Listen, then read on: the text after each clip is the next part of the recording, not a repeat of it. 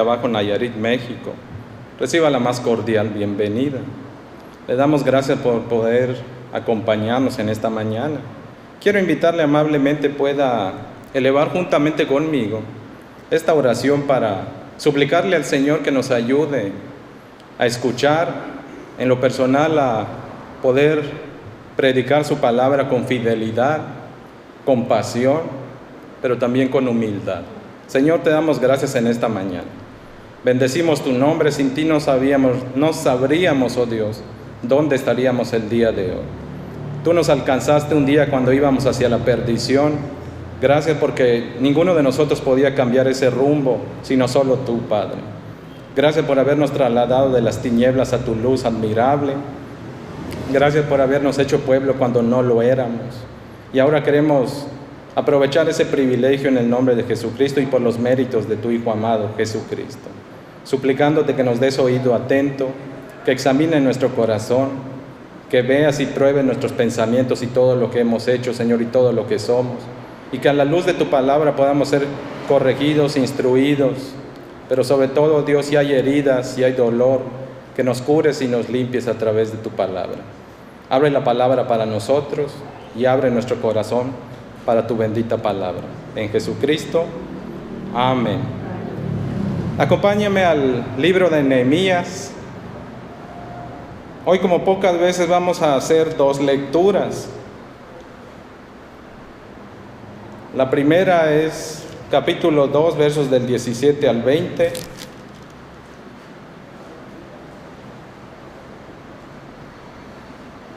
Y la segunda, ahí tengo un detalle con las citas 15 y 16 y les puse 16 y 17, que sería Nehemías 6. Solo sería a partir del verso 15, pero en el capítulo 2, versos del 17 al 20 dice de la siguiente forma: Les dije pues, vosotros veis el mal en que estamos, que Jerusalén está desierta y sus puertas consumidas por el fuego. Venid y edifiquemos el muro de Jerusalén y no estemos más en oprobio.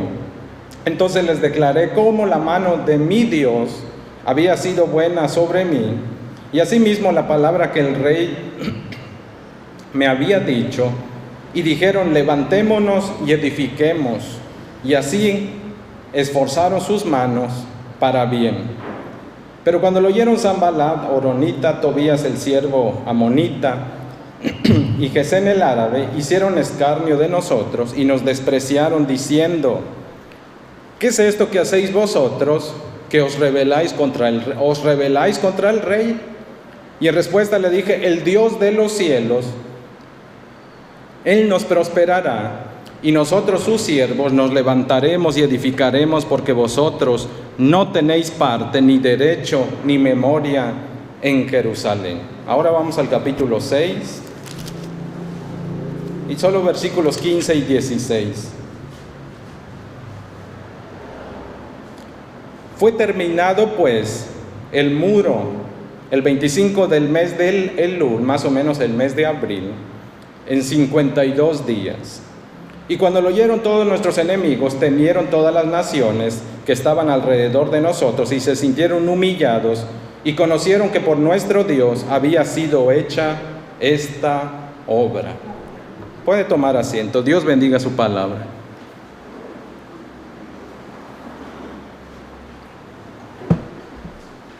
Quiero en esta mañana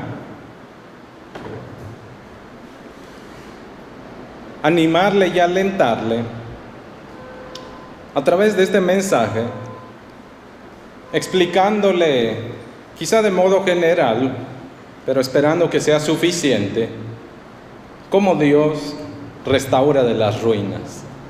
De hecho, el título de esta enseñanza es precisamente: Dios restaura aún desde las ruinas.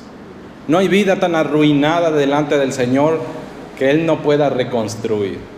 Decíamos en el canto del alfarero: haznos de nuevo, toma mi vida y hazla de nuevo. Dios tomó nuestras vidas y las está haciendo de nuevo. Cada día nos hace de nuevo. A veces rompe un poquito el vaso y lo vuelve a moldear. Pero Dios está haciéndonos nuevos cada día. En ese sentido, Pablo lo dice en la segunda carta a los Corintios, capítulo 5, verso 17. Para el que está en Cristo, nueva criatura es. He aquí todas las cosas, no dice ya fueron hechas, dice son hechas nuevas.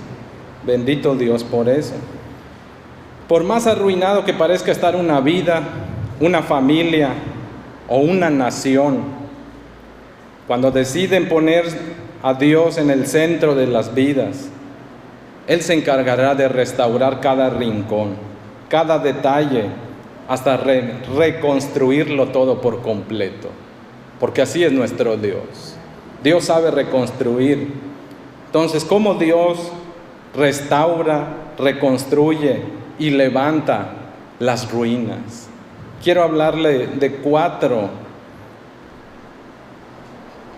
modos, maneras en las que Dios restaura lo que el pecado ha arruinado. Una de las ciudades más bombardeadas durante la Segunda Guerra Mundial, sin duda alguna, fue Varsovia, la capital de Polonia.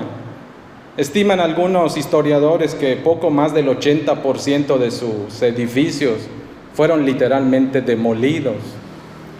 Creo que usted ha visto la película, aunque hoy día luce muy bonito, pero no así estaba. Para los años 40, precisamente casi acabada la guerra, creo que usted, no sé si ha tenido la oportunidad de ver la película del pianista. La portada del pianista es Varsovia, precisamente, una de las ciudades más devastadas. Cuando uno contrasta lo que fue Varsovia después de la segunda, escasos días, meses, después de la Segunda Guerra Mundial, los alemanes descargaron su ira sobre el territorio. Fue tan brutal el desastre que hicieron que el dolor incluso que propició a los propios polacos sigue hasta el día de hoy, lamentablemente. Hay un resentimiento en varios de ellos a causa de todo el dolor y el daño que les ocasionaron. No fue la única ciudad bombardeada, pero las ruinas que ahí se ven, y cuando uno compara lo que fue Varsovia en ese tiempo al día de hoy, es de sorprender. Estaba viendo hace unos días una película y me llamó mucho la atención una frase que dijo uno de los personajes en su diálogo. A alguien se le rompe la carreta, están esos tiempos de cuando andaban en carretas de caballos.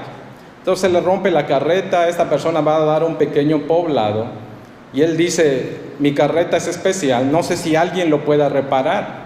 Entonces van a ver a la persona que según se encarga de reparar todo ese tipo de cosas y le preguntan, ¿puedes reparar este tipo de carretas? Y él dice, si Dios no lo hizo, sí lo puedo reparar. Y dije, ¿cuánta razón tiene? Lo que Dios hizo, solo Dios lo puede reparar. Nosotros no.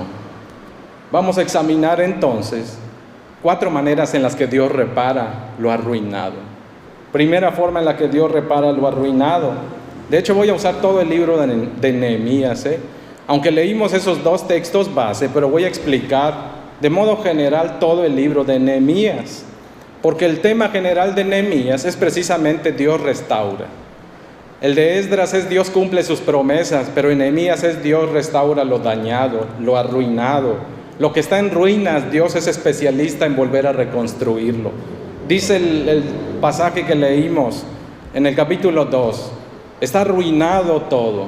Quiero explicarles, aunque sea brevemente, ¿qué fue lo que sucedió en Israel 70 años antes de lo que está sucediendo precisamente en este momento con Nehemías?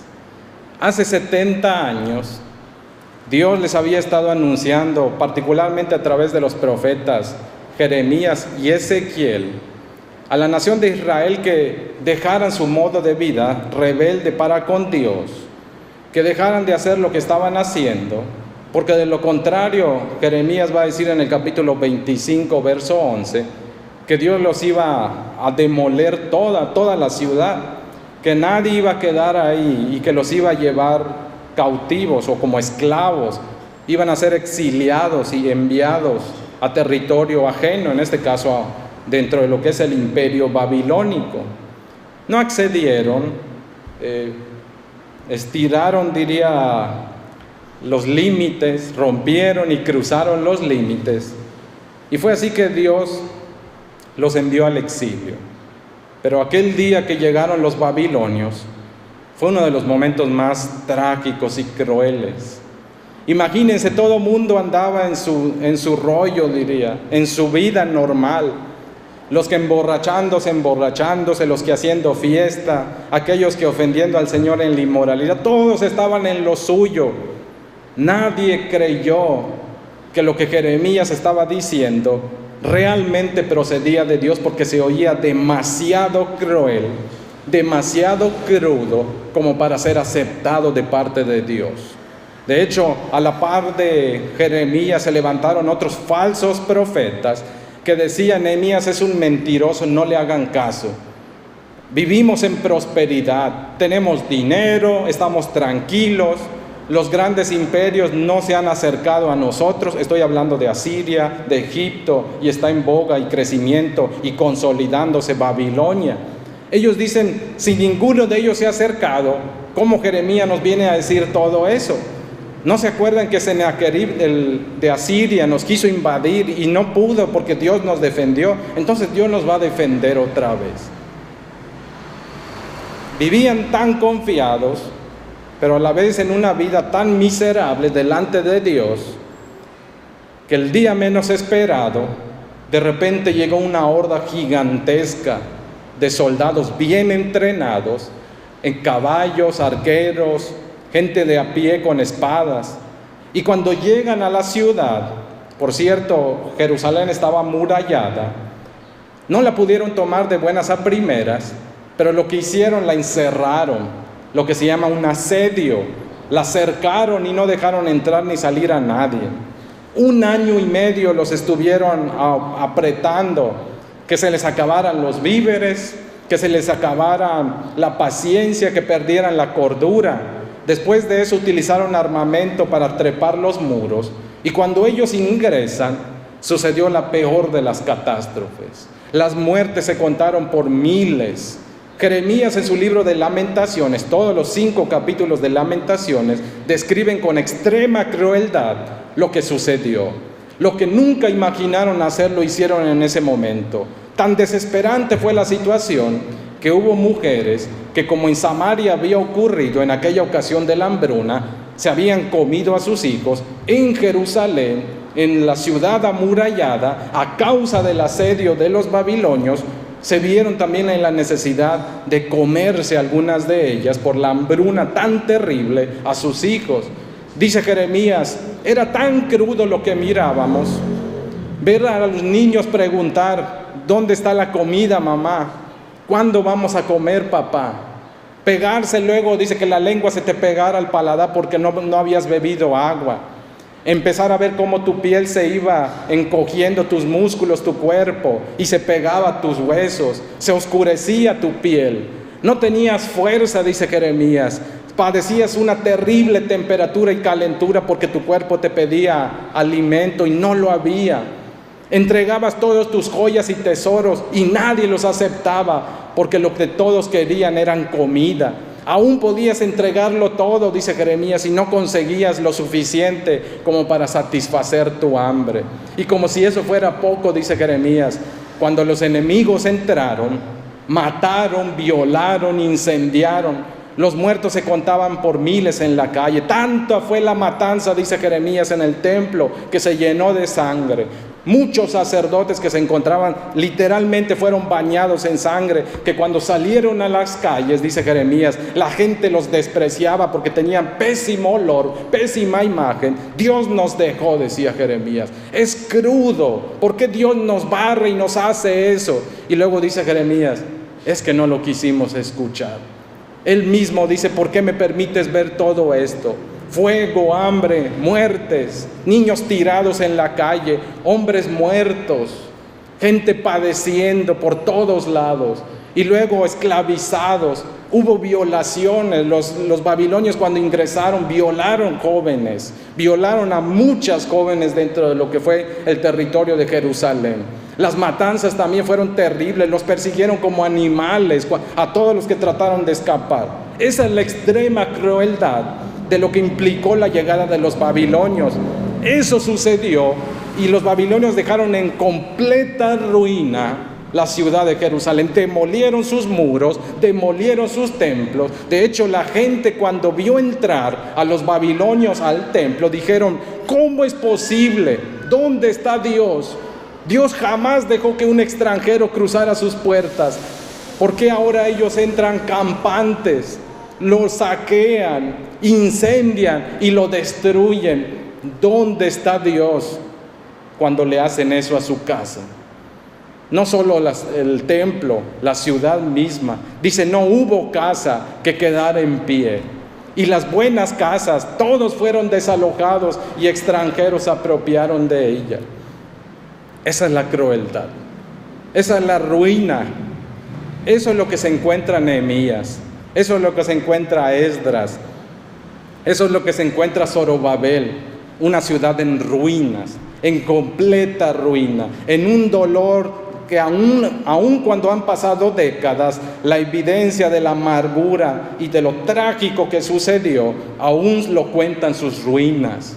Y de ahí Dios volvió a restaurar todo. Parecía todo perdido, pero Dios habla: despierta a Ciro, despierta a Esdras, despierta al pueblo, despierta a Zorobabel y despierta aún aquí a Nehemías, y junto con más del pueblo, y lo manda. 4 maneras en las que Dios restaura las ruinas. En primer lugar, Dios restaura mediante, la disciplina. Dios restaura. No los estaba destruyendo, estaba extirpando lo podrido, lo muerto, aquello que los conducía a la muerte. Dios tiene sus motivos para disciplinar. La disciplina no es algo que nos agrade, dice el escritor de Hebreos. Dice: nos parece que no es grato, no es cómodo, dice el escritor de Hebreos. Pero Dios sabe por qué lo está haciendo. Dios sabe para qué lo está haciendo. La nación había emparentado, yugo desigual que le decimos en el Nuevo Testamento. La nación de Israel necesitaba ser corregida. Tenía un corazón idólatra, una vida idólatra. Habían adoptado prácticas ofensivas delante de Dios. ¿Sabe cómo se adoptan las prácticas ofensivas? La idolatría. La idolatría se adopta a través de otros, a través del cariño, de la lealtad que uno le profesa a otros. Uno puede no creer cierta cosa, pero si se familiariza con esa gente, termina uno haciendo lo que a la gente que uno valora hace. Vean las familias.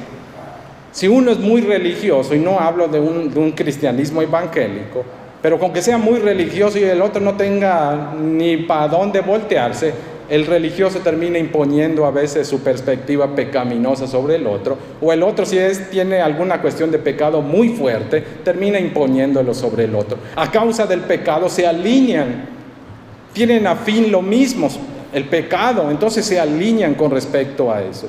Dios necesitaba limpiar. Dios restaura primero extirpando. ¿Qué extirpa? Extirpa lo que pueda haber en el corazón, que uno le dé mayor preferencia que a Dios. Eso se llama idolatría. Tener cualquier cosa que suplante y usurpe el lugar de Dios es idolatría. Porque uno solo debe tener la totalidad de nuestra adoración, de nuestro tiempo y de nuestro amor. Amarás al Señor tu Dios, dice el Deuteronomio capítulo 6, con toda tu mente, tu corazón, todas tus fuerzas, toda tu alma. Si no es todo para Dios, es que haya algo que quizás necesita ser extirpado. Aún en la cuestión de las cirugías médicas, cuando se encuentra lo que es partes del organismo dañados, generalmente lo que se hace es extirpar. El extirpar a veces es una cuestión de trauma para el cuerpo, porque implica hacer cortes, incisiones y demás. Pero ello, aunque sea doloroso, no significa que se está destruyendo el cuerpo. Al contrario, se le está tratando de preservar la vida, quitando lo malo. Dios restaura primero de esa manera. Todos tenemos un trasfondo en el cual Dios no era lo más importante de nuestras vidas. Así que en algunos momentos de nuestra existencia, Dios requiere extirpar de nosotros aquellas cosas a las cuales nuestro corazón es leal. El pueblo de Israel lamentablemente, tenía un trasfondo bastante numeroso en cuanto a idolatría. Habían adorado a Baal, a Moloc, a Acera. Jeremías le llama a uno de los ídolos cuando dice que las mujeres amasaban cierto tipo de panes, la reina del cielo que dice. Y luego son capaces de decir los profetas bíblicos del Antiguo Testamento: Israel llegó a ser peor que sus vecinos. Si ellos eran idólatras, Israel llegó a ser peor de idólatras que ellos, porque ellos conocían a Dios y su verdad, y aún con todo eso, haber tentado a Dios fue algo sumamente vergonzoso y denigrante al nombre del Señor. Esta gente necesitaba ser extirpado: idolatría, rebeldía, una vida de mal, una vida injusta, egoísta, inmoral, violenta. Dios necesitaba quitar eso. Dios restaura a una vida limpiando conducta. Dios restaura una vida a través de la disciplina para enseñarle que no se debe vivir en abierta rebeldía, en cuestión de soberbia, ni mucho menos sin depender del Señor. Si decimos ser del Señor, tenemos que aprender a depender de Él. La disciplina tiene ese funcionamiento. Dios restaura a través de ella. Dios no está destruyendo. De hecho, el propósito o los propósitos divinos para disciplinar de parte de Dios tiene que ver con lo que hemos mencionado hace un momento, pero también ampliando otros detalles: extirpar, corregir. La disciplina hace algo muy favorable para nuestras vidas. Corrige profundamente nuestra conducta, alinea nuestra conducta. A veces Dios nos habla de una y otra vez y no somos capaces de responder favorablemente, sino hasta que llegamos a veces a un aspecto de disciplina. Ahí sí le ponemos atención. Y Dios es tan bueno que, a pesar, como diría Job, Él hace la herida, pero Él también la venda o la cura, dice Job. A veces llegamos a eso. Dios, a través de la disciplina, está restaurando, está limpiando. La imagen de Jeremías, precisamente, del alfarero haciendo un vaso de barro. A veces nosotros no somos ese vaso que Él desea y Él nos rompe un poco. Él vuelve a hacernos. No nos está destruyendo, nos está corrigiendo, nos está dando la forma que Él quiere. De hecho, la disciplina, como uno de sus propósitos divinos, es una gran muestra de amor y protección. ¿Por qué? Porque sin ella es como quitar un muro de contención en un despeñadero. Dios es el muro de contención que, cuando la locura del pecado en nuestros corazones nos hace encarrilarnos, Él pone la disciplina para que nos estrellemos y no nos vayamos al barranco. Así es la disciplina, es protección, es dirección. Mire qué dice la Escritura, Deuteronomio capítulo 8, versos 2 y 3. Leo desde la Nueva Biblia Viva. ¿Recuerdas cómo te condujo el Señor a través del desierto durante estos 40 años, humillándote y probándote para saber dónde estaban tus prioridades y si realmente obedecerías o no sus mandamientos? Sí, el Señor te humilló dejándote pasar hambre y luego te dio de comer maná, te dio a comer maná, alimento que no conocían tú ni tus antepasados. Él lo hizo para que comprendieras que no solo de pan vive el ser humano, sino de la palabra de Dios. Ese texto lo hemos explicado de sobra. La disciplina restaura. La disciplina es amor, aunque no se sienta de tal modo. La disciplina ayuda, corrige, instruye, pero también nos muestra más de Dios. La segunda forma en la que Dios restaura lo arruinado y lo demolido, lo desolado y lo triste, tiene que ver con Dios restaura mediante la comunión espiritual. ¿A qué me refiero con esto? Dentro del libro de Nehemías, capítulo 1, y que he explicado un poco el viernes, Cuando Nehemías se entera de la condición de sus hermanos, de las ruinas de Jerusalén y las condiciones en las que viven sus hermanos, Dios lo lleva, lo invita a tener un tiempo con Él. Es en la presencia de Dios que Dios restaura nuestro corazón afligido. Nehemías dice en el capítulo 1, me afligió mucho saber en qué condición vivían mis hermanos. Me afligió muchísimo saber que la gran ciudad, la ciudad de mis antepasados, estaba en ruinas, que nadie le había prestado atención, que estaban aparentemente desamparados. En su tristeza y su dolor, Nehemías se refugia delante de Dios. Y es en esa comunión con Dios donde Dios lo restaura también. Dios restaura a través de los momentos que invertimos con Él. Una de las primeras cosas que Dios restaura es a través de la palabra. Invertir tiempo para estar con Dios a través de la palabra tiene múltiples beneficios para restaurar nuestras vidas, para restaurar nuestra mente, nuestro corazón. En primer lugar, la Escritura puede ser una fuente o la fuente de inspiración y motivación. Cuando usted sienta que se le cierra el mundo y que ya no hay nada más que hacer, la Escritura le puede dar nueva vida, nuevo aliento, nueva esperanza, nuevo camino. Le puede abrir el camino. Cuando sienta que no tiene más ganas de seguir, vaya a la Escritura, vaya a Dios, porque ella le va a abrir a usted y le va a dar la fuerza que usted no tiene. Ese es precisamente otro aspecto.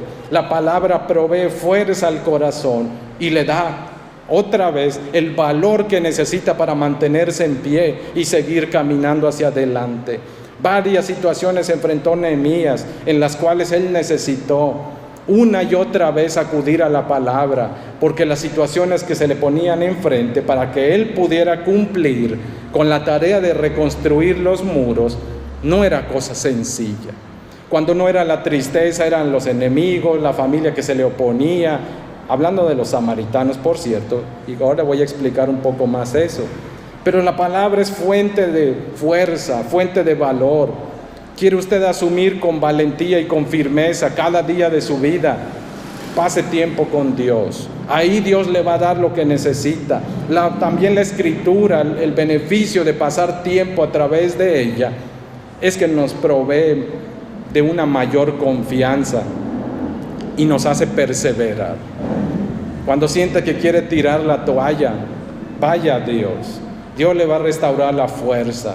Cuando siente que no puede confiar más ni en la gente, ni en usted mismo, vaya a Dios. La palabra le va a dar la fuerza, la certeza y la convicción que necesita para seguir cumpliendo con eficiencia lo que Dios le ha llamado a hacer cada día.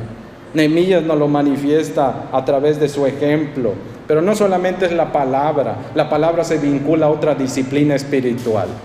Alguien dijo por ahí con mucha razón, nos conviene invertir tiempo con Dios voluntariamente, porque si no lo hacemos, nosotros que somos su pueblo, entonces Él nos va a sacar al desierto. Si en la ciudad no lo quisimos atender, si en la comodidad no lo quisimos atender, entonces nos va a sacudir todas esas comodidades y nos va a sacar al desierto para que en el desierto finalmente le prestemos atención. Así dice el libro de Oseas.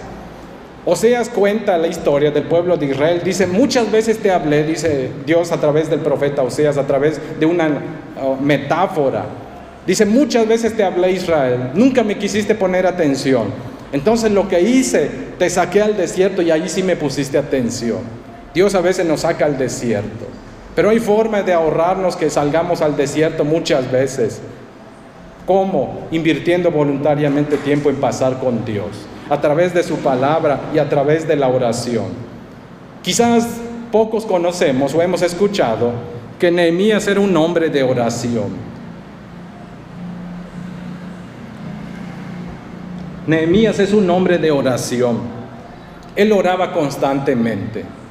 Pasar tiempo con Dios, Dios nos restaura cuando le damos a la disciplina de la palabra, juntamente con la oración, un tiempo considerable o un tiempo de calidad adecuado. Hay beneficios en orar constantemente. Cuando usted sienta que los problemas le abruman, cuando usted note que las situaciones empiezan a empeorar y parece que no puede usted, vaya en oración. En la oración va a encontrar ayuda oportuna para la situación que vive.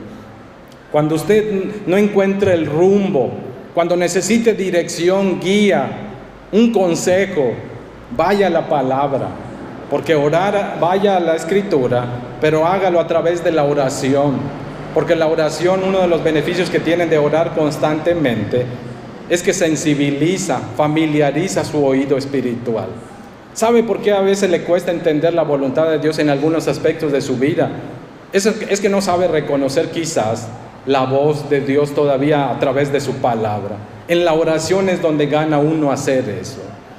Hay gente que pasa tanto tiempo con otro, que llega un momento en el que se familiariza el oído al tono y timbre de la voz. Y a veces ya no tiene que hablar tan fuerte para uno distinguir de qué está hablando la otra persona. Aprende a uno a leer, familiarizarse a través de ese modo.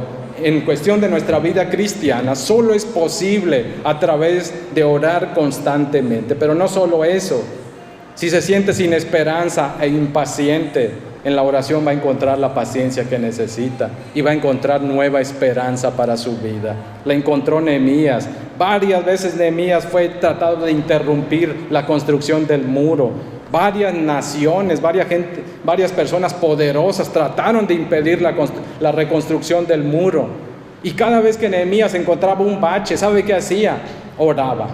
Lo puede ver usted en Nehemías 1:5, Nehemías 1:11, Nehemías 2:4, Nehemías 4:4, Nehemías 4:9, Nehemías 5:19, Nehemías 6:9 y Nehemías 6:14, por mencionarle algunos ejemplos.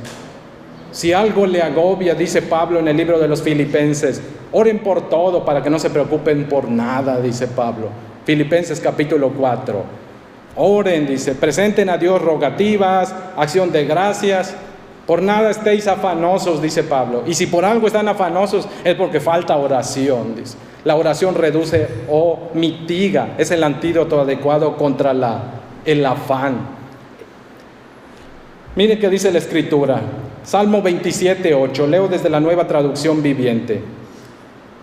Dice el salmista, es David por cierto escribiendo: mi corazón te ha oído decir, ven y conversa conmigo. Y mi corazón responde, dice, aquí vengo, Señor. Esa debe ser nuestra respuesta. La Escritura es una invitación para estar con Dios. La oración es una invitación para estar con Dios. Nuestra respuesta debe ser como la del salmista: ya vengo, Señor. Voy pronto a ti, Señor. Por supuesto que aquí estoy, Señor. Tercera manera como Dios restaura de las ruinas. Dios restaura mediante el acto de adorar. En la adoración hay restauración. En la adoración hay sanidad. En la adoración Dios venda heridas también. ¿A qué me refiero con eso? Me refiero a aquellos periodos en los cuales uno cae rendido delante de Dios y le dice: Señor, ya no puedo más. No tengo mayores palabras. Y de repente por ahí le llega al corazón de uno un himno, un coro o algún otro canto espiritual. Y ese canto hace que nuestro corazón pueda elevarse otra vez en ruego y súplica delante de Dios, cuando sentimos que ya no tenemos nada más que decir, cuando ya no tenemos las fuerzas, cuando ya no tenemos ni siquiera quizás las palabras adecuadas. A través del canto, a través de la adoración, Dios toca nuestros corazones. Dios venda nuestros corazones. Muchas cosas producen angustia en este mundo. Jesús nos dijo: en el mundo tendréis aflicción. Este mundo, a causa del pecado, produce mucha aflicción. Si nos enfocamos en todo eso, ¿sabe qué? Para donde se voltee va a encontrar aflicción. Nehemías experimentó una profunda tristeza. Todo estaba bien cuando él estaba trabajando, pero cuando él decide preguntar por el bienestar de sus hermanos, la desolación que encontraron los que le informaron le causó tristeza a Nehemías. ¿Dónde corrigió Dios esa tristeza? Nehemías era un hombre de adoración también. Cuando él dice: Dios fuerte, grande y temible, capítulo 1, versos 4 y 5, cuando él se postra, llora, hace duelo, cuando Nehemías luego ayuna, llora y se acuerda de quién es su Dios. Esa es una de las cosas de la adoración. La adoración nos recuerda quién es nuestro Dios y quiénes somos nosotros en las manos de nuestro Dios. Al emprender la tarea de reconstrucción, de restauración y de mejora, cuando uno quiere mejorar en su vida, cuando uno quiere que Dios reconstruya bien las cosas en uno, ¿sabe qué? Pareciera que ese es el momento en el que aparecen los peores problemas. Cuando Nehemías llega a reconstruir los muros de Jerusalén, llega con ánimo, con fuerza, pero tan pronto se deciden a poner la primera piedra y aparecen los burladores, aparecen los opositores, Sanbalat, Tobías, Gesén, los amonitas y otros pueblos más. Todos ellos, es una ironía, porque si usted hace lo malo, nadie le dice nada. Pero trate de buscar una mejor vida en el Señor. Y aún los que eran sus presuntos amigos, de parranda sí fueron, ellos son los primeros que se van a burlar de usted. Porque cuando alguien quiere hacer lo bueno para su vida, el que está haciendo lo malo no se siente contento, ni mucho menos agradable con lo que ve. Tiende a aumentar la oposición. Jesús dijo, y aún el que quiera caminar firme va a padecer persecución, pero también dijo, y los enemigos del hombre o del discípulo de Cristo, algunas veces pueden ser los de su propia casa. Y fíjese que aquí los árabes, los samaritanos mencionados en el capítulo 4, ellos también se sumaron a la burla, a los insultos, a las amenazas contra la nación, contra Israel, cuando trataron de reconstruir. Si alguno de nosotros tiene alguna situación de familia, que por ser de personas cristianas, quizá nos han tratado mal, quizá han visto algo bueno en nuestras vidas y no les ha agradado porque prefería, y esto parece una ironía, cuando la gente dice te prefería como eras antes y no como eres de aleluya ahora, ¿cómo pueden decir algo así? Bueno, lo que pasa es que ellos disfrutan haciendo lo que están haciendo. Y a veces les carcome la envidia de ver que se puede vivir de forma distinta, de que no se necesita el trago, de que no se necesita la inmoralidad ni otro tipo de prácticas perversas para vivir quieta y reposadamente, para tener alegría, tranquilidad, para prosperar. Por todos lados puede haber. ¿Cómo le hacemos para lidiar con la aflicción entonces? Aun cuando proceda esta de nuestra propia familia. Nehemías nos muestra que Dios, a través de la adoración, el tiempo de adoración que usted invierta, úselo como su consulta médica. Presente ante el Señor a través de los cantos. Hay cantos que nos ayudan a expresar mejor que nuestras palabras lo que le queremos decir al Señor, lo que le queremos pedir, lo que le queremos rogar. Por eso Dios ideó la adoración de esa manera. En la adoración hay fortaleza, en la adoración hay ánimo. La adoración es el mejor antídoto contra el desánimo. La adoración es el mejor antídoto contra la tristeza. Dios ahí nos restaura. Cuando sienta que su corazón se llena de desánimo, de angustia, vaya y adore. La adoración le va a reenfocar en lo que vale la pena. La adoración hace que quites los ojos de la angustia y los pongas en aquel que todo lo puede. Por eso dice el salmista, ¿de dónde vendrá mi socorro? Está en una situación angustiosa. Tiene dos opciones el salmista: mantener sus ojos en lo que le produce angustia o buscar a alguien más alto sobre eso que le pueda traer paz. ¿Qué va a hacer? La adoración te enfoca más alto. Diría el libro de Colosenses, poned la mira en las cosas de arriba. ¿Cómo las ponemos? A través de la palabra, a través de la oración, pero también a través de la adoración.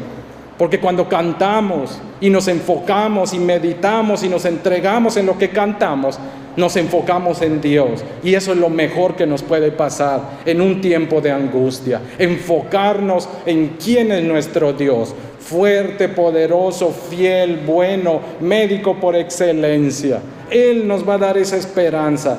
La adoración contribuye también para que nuestra fe madure. ¿Por qué? Yo no sé si ha escuchado usted, pero hay gente que no le gustan los himnos y hay otros a quien sí. Sobre todo quizás los más jóvenes, como que no les gusta o les atrae mucho la cuestión de los himnos. Pero permítame, antes de hacer un criterio de valor de ese tipo, si no tiene buenas razones para hacerlo, permítame darle una buena razón por las cuales debería usted aprovechar toda la herencia histórica en cuestión de adoración respecto a los himnos. Una cosa es comer un platillo en un restaurante de gourmet y otra cosa comer un taco esquinero. Hay algunos cantos que hoy día son tacos esquineros. Deleítese de vez en cuando en gourmet. Los himnos ofrecen platillos de gourmet. Le desafían a usted, ¿a qué? A meditar. Su lenguaje está enfocado en su gran mayoría en Dios, mientras algunos cantos de la actualidad, su enfoque no es Dios. Una vez yo les pasé un pequeño cuadrito de una rúbrica y les expliqué de forma muy general de cómo le doy pautas de cómo pudiera usted evaluar una canción, si le conviene o no a su dieta. ¿Acorde a qué? Al contenido bíblico, cómo lo explica, cómo lo maneja, si se enfoca en sus sentimientos o si volca su mirada en Dios. Eso en alguna ocasión se los facilité, porque la adoración es algo clave en nuestras vidas. No sé orar, Señor, no suelo leer mucho tu palabra. Entonces a través de la adoración usted puede engancharse y puede meterse más a fondo. La adoración puede llevarle. Equilibre su dieta, invierta ese tiempo, porque en la adoración su fe tiene que ser madura. Y no todo canto lleva una fe madura, porque su lenguaje a veces no propicia eso. Prefiera. No le digo, escoja himnos. A mí me gustan los himnos, me gustan algunos cantos, por cierto, modernos, pero no cualquier canto moderno. Porque mi intención no es entretenerme como cristiano, mi intención es buscar alimento que fortalezca mi fe, anime mi vida, que dé mayor fuerza a mis convicciones y a mis creencias. Eso es la adoración, porque ahí Dios restaura. Dicen por ahí que somos lo que comemos. Hay varios libros hoy día que hablan de eso. Si come mal se va a enfermar más. Si come bien se va a prevenir su cuerpo o no va a estar débil cuando enfrente ciertas circunstancias. En cuanto a la adoración es lo mismo. Se tiene que equilibrar porque ahí Dios restaura. Tenemos ejemplos en la Escritura respecto a eso, de cómo Dios restauró, fortaleció la fe. En la adoración se renuevan nuestras fuerzas, se nos cambia la perspectiva y recibimos la dirección que tanto anhelamos, que tanto requerimos. Toda vez que aquello que se nos esté cantando y que aquello que estemos escuchando y que cantemos nosotros mismos nos enfoque hacia la fuente de vida, de gracia y fuerza, nuestro Dios. Miren qué dice la Escritura, Salmo 30, versos 11 y 12. Entonces, dice el salmista, Él, se refiere a Dios, transformó mi dolor en danza, me quitó mi ropa de luto y me vistió de fiesta, para que pudiera entonarles alegres alabanzas en vez de yacer en el silencio de la tumba. Señor Dios mío, proseguiré expresándote mi gratitud eternamente. La Reina Valera 60 traduce, has cambiado mi lamento en baile. Me ceñiste todo de alegría, dice. Quitaste mi ropa de luto, dice. ¿Dónde sucede eso? En la presencia de Dios. ¿Qué nos cambia la perspectiva aún de nuestra efímera vida? Aún en medio de la tristeza, en la angustia. Cantarle al Señor. Recordar sus obras, sus atributos, sus hechos maravillosos. Lo recalcan varias veces los salmistas. Porque ahí encontramos fuerza. Dios restaura a través de la adoración, Dios restaura a través del canto, pero también como último modo en el que Dios restaura mediante sus siervos. Dios sabe, como Él dijo en el libro de Génesis, no es bueno que el hombre esté solo.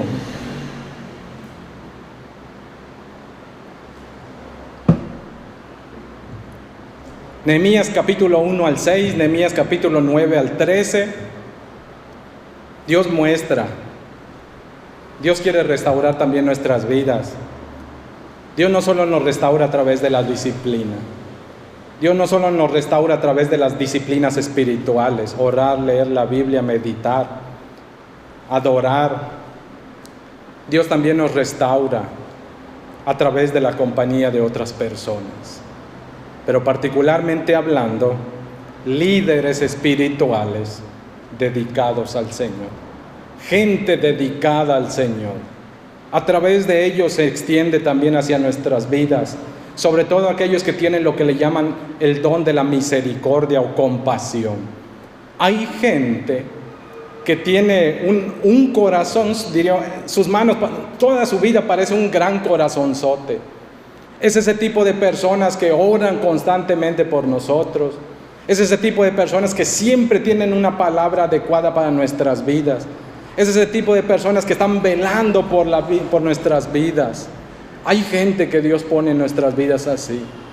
Dios sabe que necesitamos a alguien a la par, en el que podamos a veces, figuradamente hablando, caminar hombro con hombro, porque lo necesitamos. Dios nos restaura a través de esas formas. No lo pudiéramos hacer solos. Dios ideó de esa manera que podamos ser sanados. Somos sanados en la comunidad. Somos sanados en familia.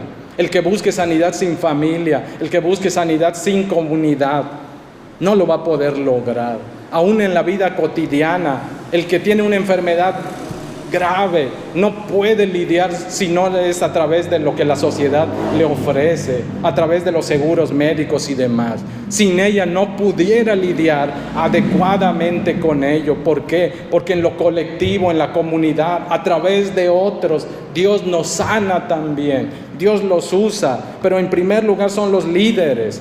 Para que Dios nos pueda ayudar, ¿sabe qué necesitamos? O se requiere para que Dios restaure líderes dedicados a la oración, a la palabra,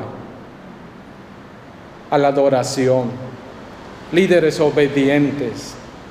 Se necesita eso. Cuando el pueblo decaía su ánimo porque se oponían los enemigos para reconstruir el muro, Nehemías era uno de los primeros, junto con Zorobabel, junto con Esdras, que le decían al pueblo: anímense. El capítulo 2, el verso 20 que leímos, cuando es Nehemías animando al pueblo, diciéndoles: no nos detengamos, Dios nos va a dar la fuerza, vamos a poder terminar. En el capítulo 6 dice Nehemías: ya ven, lo pudimos hacer porque la buena mano de Dios está con nosotros. ¿Cuánto necesitamos ese tipo de personas? Que en la oración descubran la voluntad de Dios, que en la palabra se saturen, para que cuando nosotros estemos débiles, frágiles, ellos puedan ser las vendas que traigan alivio a nuestras heridas, a nuestro dolor, a nuestra angustia. Así lo ha ideado nuestro Dios, a través de gente dedicada a la oración, a la palabra, a la adoración, a gente obediente, enfocados en servir. ¿En servir de qué manera? De manera generosa, que no limiten nada, y de forma desinteresada. ¿Cuánta gente necesitamos así? Y sabe que Dios la pone en nuestras vidas. Hay gente que ha dado tanto por nosotros y no nos han cobrado absolutamente nada. ¿Sabe por qué? Porque la deuda no es de nosotros hacia ellos, ni de ellos hacia nosotros. La deuda es de mí hacia Cristo, y la deuda de Él es de Él hacia Cristo.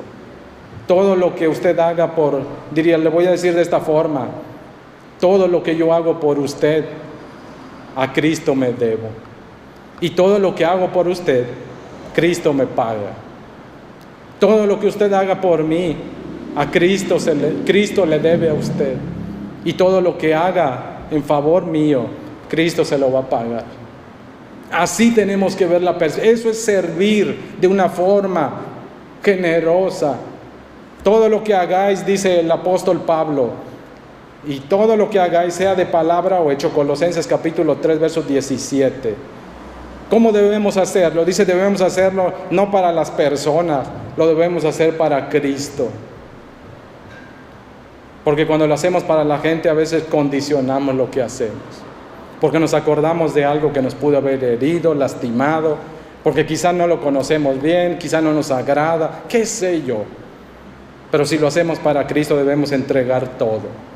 De hecho, ese es el estándar. Todo lo que hagamos tiene que ser hecho para Cristo, para que de esa forma demos de forma generosa y desinteresada. Ese es Nehemías, capítulo 5 del libro de Nehemías. Nehemías dice, ¿cómo es posible? Porque hay una cuestión de usura y cobra de intereses. Sus propios compatriotas le han prestado a ciertas familias de la nación. Esas familias están reconstruyendo el muro. Llega un momento en el que se les acaba el ingreso. No pueden pagar la deuda y por si fuera poco no tienen manera de generar ingresos. Nehemías se entera y dice, Nehemías, ¿cómo es posible que le estén explotando con usura a sus hermanos? Dice Nehemías, la parte final del capítulo, yo mismo, dice Nehemías, he invertido de mi bolsa, he puesto mi vida, he hecho tantas cosas y nada les he cobrado. ¿Cómo es posible que ustedes sí lo hagan?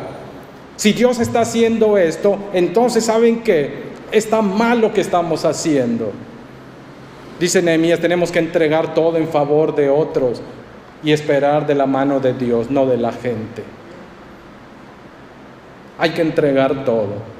Necesitamos, Dios pone gente a través de la cual nos sirve de forma generosa y desinteresada, pero no solo eso, a través de esas personas también Dios procura nuestro bienestar. Ese es el tipo de líderes que se requieren para que Dios nos sane. Gente que piense más en otros, que con toda sinceridad procure que estén bien.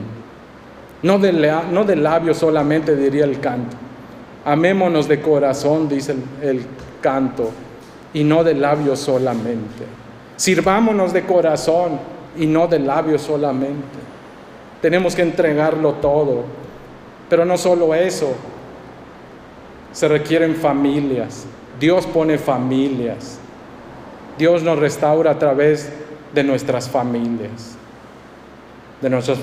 consanguíneas, de nuestras familias de fe, de nuestras familias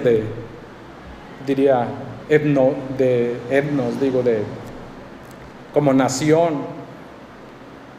Dios nos ha ordenado de esa forma. Se requieren familias espirituales consagradas para que Dios traiga restauración y sanidad. Dios trae restauración. Yo cuando llegué a la fe, hubo una familia que me cobijó, a la cual yo estoy muy agradecido. Esa familia me recibió como si yo fuese un hijo más de ellos. Me trataron de tal manera que lo que Dios propició a través de ellos influyó muchísimo para que yo aceptara el llamado ministerial. Fue el cariño, el amor de Dios a través de ellos. Porque las familias, cuando se entregan a las manos de Dios, pueden ser instrumentos muy valiosos, no solamente para restaurar, sino para encaminar vidas hacia Dios. Eso se requiere. Se menciona en el capítulo 3. El capítulo 3 de Nehemías es clave para hablar del gran valor de las familias para concretar restauración. Más de 15 veces va a encontrar la palabra, entre las palabras edificó, reconstruyó o restauró. ¿Quiénes lo hicieron? ¿Los líderes? No, lo hicieron familias.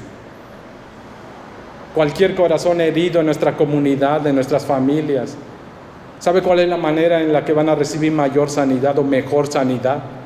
Cuando toda la familia interesada, generosa, que lo ama, se involucre en el proceso. De hecho, los terapeutas hoy día así trabajan, lo que le llaman un enfoque sistémico. Antes trataban solo disque al problema, ahora involucran a toda la familia.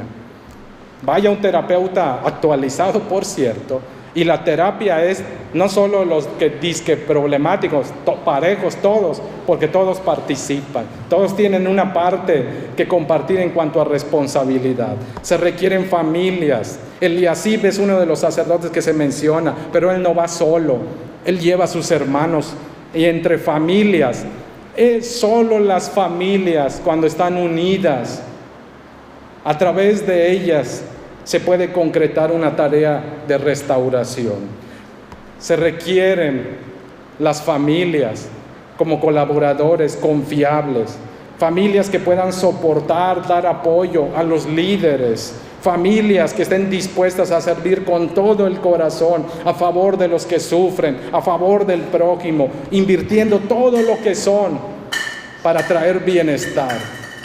Y no solo eso, la tarea de Dios a través de los líderes y familias, Dios restaura a través de sus siervos en familias, no individuales meramente, sino líderes en familias. Dios quiere construir, restaurar, reforzar, mejorar, limpiar y dedicar. ¿Cómo lo va a hacer? Lo va a hacer a través de las familias. Voy concluyendo con esto. Primer libro de Pedro, capítulo 2, verso 9. Leo desde la traducción lenguaje actual. Pero ustedes son miembros de la familia de Dios. Son sacerdotes al servicio del Rey y son su pueblo. Dios mismo los sacó de la oscuridad del pecado y los hizo entrar en su luz maravillosa. Por eso, anuncien las maravillas que Dios ha hecho. Somos familia.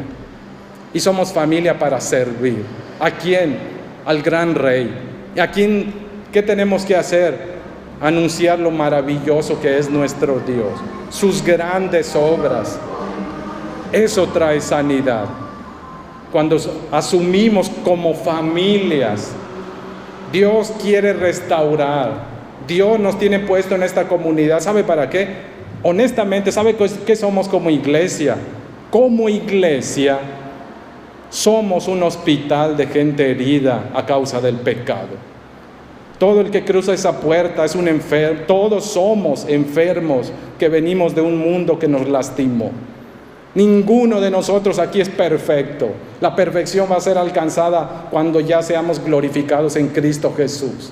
Pero mientras no, estamos en vías, estamos rumbo a la madurez, estamos rumbo al crecimiento. Este es un hospital de enfermos.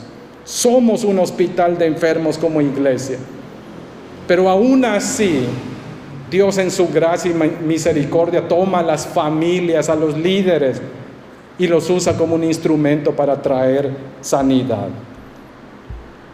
En conclusión, el libro de Nehemías nos ilustra cuánto puede hacer un líder consagrado a una vida de oración, a la palabra de Dios y una obediencia activa. Nehemías sirve como recordatorio de que se necesitan cristianos en puestos de liderazgo, no solo dentro de la iglesia, sino también en el gobierno civil.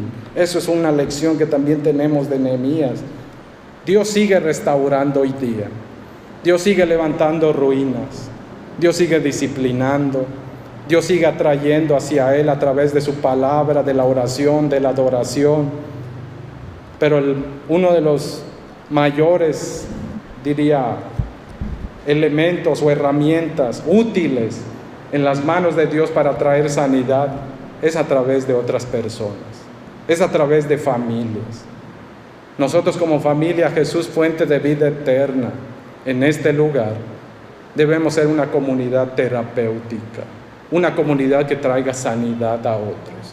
Pero primero necesitamos nosotros que Dios sane nuestras heridas, que Dios cure nuestros corazones, nuestras mentes, que nos renueve, que nos transforme. Concluyo con esto. Nehemías capítulo 6, versos 15 y 16. Leo desde la traducción lenguaje actual.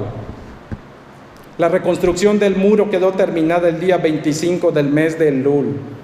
El trabajo duró 52 días. Cuando nuestros enemigos se enteraron de esto, los países vecinos tuvieron miedo y se sintieron avergonzados, porque comprendieron que esta obra se había realizado con la ayuda de nuestro Dios. ¿Qué tan derribada está su vida? Dios tiene un tiempo establecido en el que va a cumplir. No se preocupe, Dios va a levantar todas las ruinas. Dios va a restaurar. La importancia de recrear el muro en Jerusalén es porque a través del muro había protección. ofrecía seguridad, establecía límites para que la gente no se mezclara otra vez en prácticas que traían consecuencias a su vida. Dios establece límites alrededor de nosotros. Para que Dios pueda restaurarnos, se requiere que todos y cada uno de nosotros pasemos tiempo con Dios. Que cada uno de nosotros entienda el valor de la disciplina y espere con paciencia en medio de ella. Que cada uno de nosotros invierta tiempo para adorar, pero también que cada uno de nosotros se convierta en un instrumento útil en familias que lleven a otros sanidad de parte de Dios. Le invito a ponerse amablemente de pie y decirle al Señor: Señor, gracias por la restauración que has obrado en mi vida. Gracias por la disciplina que me has dado, que me ha traído de regreso a ti. Gracias porque la disciplina y la tristeza que es según tú dices, que produces tú, Señor, no me ha destruido, me ha traído de vuelta a casa. Gracias porque a través de la disciplina que has puesto en mi vida me ha traído otra vez tranquilidad y paz. Aunque lloré de momento, pero ahora puedo estar tranquilo y quieto en tu presencia. Señor, gracias. Gracias porque tú nos has permitido, nos has limpiado, nos has permitido conocer tu gran amor a través de la disciplina, Padre. Porque a través de ella has extirpado, y sabemos que vas a seguir extirpando de nuestras vidas aquello que no te agrada y aquello que puede comprometer nuestra salud y nuestras vidas por muerte, Señor. Gracias porque sabemos que tú nos vas a frenar antes que eso, porque confiamos en ti. Ayúdanos a invertir tiempo voluntariamente contigo. Que cuando nos acerquemos a tu palabra, tú nos dirijas hacia la palabra adecuada y oportuna para que traiga sanidad a nuestras vidas. Que ella pueda convertirse no solamente en una meditación, sino también, oh Dios, en nuestra oración. Que nuestro corazón se sature de tu voluntad para que pidamos conforme a tu voluntad, Señor, conforme a tus propósitos. Ayúdanos a orar constantemente, en medio de la angustia o aún cuando estemos en quietud y tranquilidad. Enséñanos a depender de ti a través de la oración constante. Tú nos mandas a orar constantemente, nos dices que oremos sin detenernos o que oremos constantemente. Ayúdanos a obedecer ese mandato, Señor. Ayúdanos a contemplar también nuestros tiempos, en nuestra vida un apartado para meditar, para centrar nuestro enfoque en ti, para llevarte nuestras cargas, nuestras angustias, todo aquello que nos agobia. Enséñanos a través de la adoración, del canto, de una vida obediente, Señor, a rendirnos ante tu presencia. Que cuando las angustias nos estén carcomiendo el alma, o si estamos perdiendo de vista, oh Dios, tus propósitos, eleva nuestras miradas hacia ti de vuelta, Señor. Recuérdanos de dónde viene nuestro socorro. Recuérdanos dónde deben estar fijados nuestros ojos, si no es en ti, Padre. Te damos gracias. Suplicamos también que sigas bendiciendo nuestras vidas a través de gente que te ame y que te sirva, de familias, Señor, que puedan seguir trayendo sanidad a nuestros corazones. Gracias por cada una de ellas. Las bendecimos en tu nombre y suplicamos tu ayuda, tu misericordia, tu favor. Que tú te acuerdes de todo el bien que han hecho en favor de nosotros, Señor. Que les tomes en cuenta todas esas obras que han hecho de forma generosa y desinteresada a favor de nuestras familias, de nuestras vidas. Y que tú, Padre, los recompenses, que no les falte nada, Señor. Ayúdanos a nosotros a convertirnos también, no solamente como individuos, como líderes, sino como iglesia, como familias, en familias que lleven tu sanidad a otros, Señor. En familias que consuelen, que construyan, que reedifiquen lo destruido por el pecado. Que aprendamos a compadecernos de los que están en sufrimiento. Que si los vemos expuestos ante tantos peligros, Señor, a causa de la falta de límites o de protección de algo sólido, como lo es tu palabra y tu presencia, que podamos ser gente que construya con ellos, Padre, que sea paciente, que seamos perseverantes para traer la sanidad a través de tu palabra y tu presencia en sus vidas. Ayúdanos a participar de esa manera como lo has hecho a través de otras personas en nuestras familias. Te lo suplicamos en el nombre de Jesucristo. Amén.